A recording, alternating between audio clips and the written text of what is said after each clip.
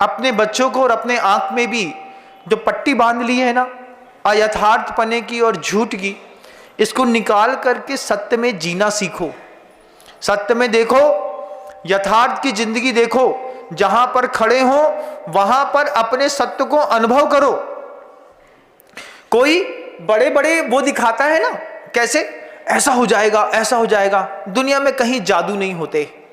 पुरुषार्थ ही सबसे बड़ा जादू है, दृढ़ निश्चय सबसे बड़ा जादू है, जोश सबसे बड़ा जादू है, इमोशनल बैलेंस सबसे बड़ा जादू है, प्रेम सबसे बड़ा जादू है।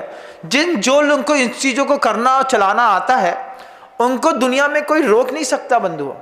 लेकिन आप आलसी हैं, अकर्मण्य हैं, अज्ञानी हैं, आपको करने में तो विश्वास ही नहीं है। आप क्या करते हैं, पढ़ाई नहीं करनी, क्या करनी, दो रुपए की अगरबत्ती एक हनुमान जी के पास चढ़ा देंगे, एक दुर्गा जी के पास भी लगा देंगे। मंदिर जाएंगे सरस्वती शिशु मंदिर में तो सरस्वती के पास भी एक अगरबत्ती लगा देंगे, वहां की बबूत ऐसी लगा देंगे। अब विद्या आ जाएगी।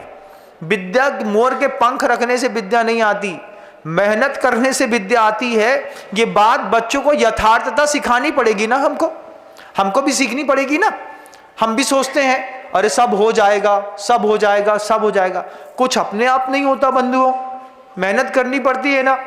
गुरु जी ने करी ना, 55-58 साल की साधनाशील जीवन जीने के बाद, इतने बड़े तपस्वी होने के बाद भी गुरु जी अपने इस देह से कितनी मेहनत करते थे।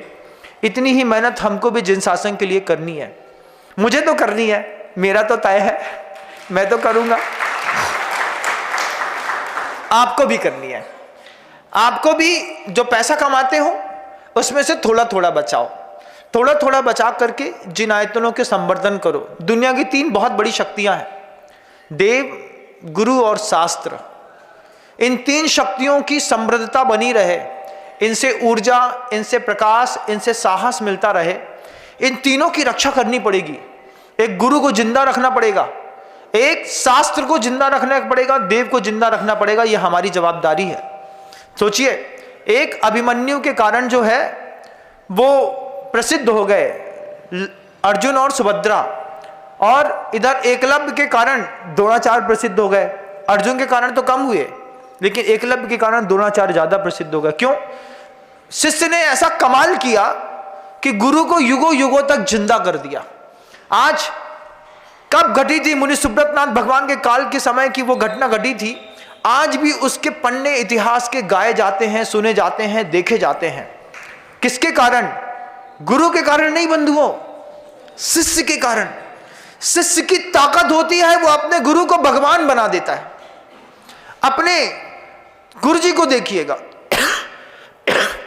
दादा गुरु ज्ञान सागर जी महाराज जी को राजस्थान में कुछ लोग जानते थे।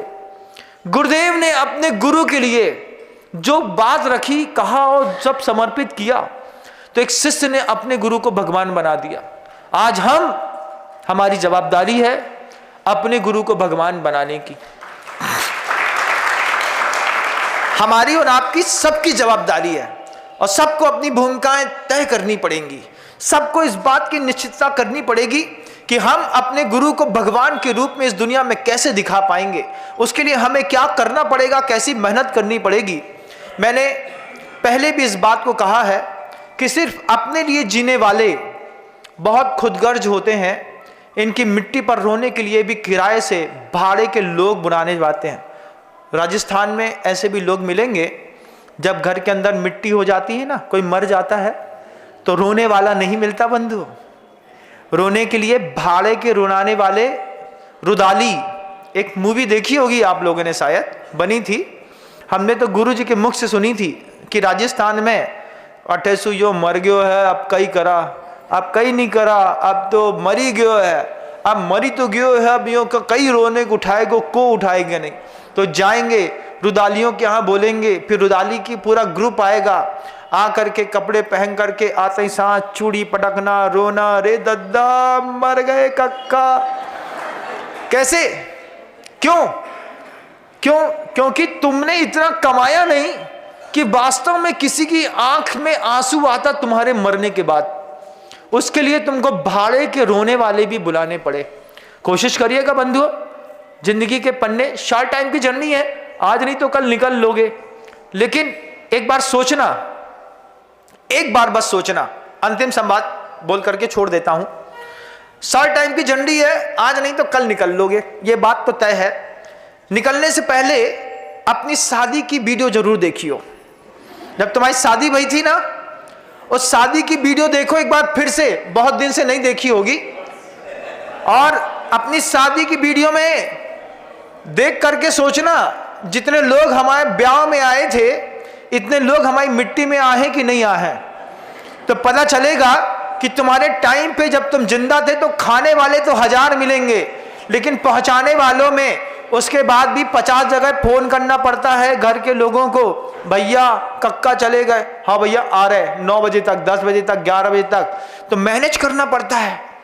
जितनी तुम्हारी शादी में भीड़ थी ना, जितनी तामझाम थी, जितने तुमने पैसे खर्चे किए थे, लोग आए थे, भाई साहब जय जिनेन जय जिनेन जय जिनेन जय जिनेन, लोग आए थे ना। अब मरते समय पूछिएगा, मरने के बाद कितने लोग आएंगे, एक बार ऑब्जर्वेशन करना और ये एक बार सोच लेना, एक बार वीडियो देख करके, कि जिनको मेरी शादी पर खुशी थी, इनको मेरी मौत पे गम भी होने वाला है कि नहीं। जवाब आपको खुद खोजना है। शब्दों को विराम देता हूं। गुरुदेव श्री विद्यासागर जी महाराज जी की जय।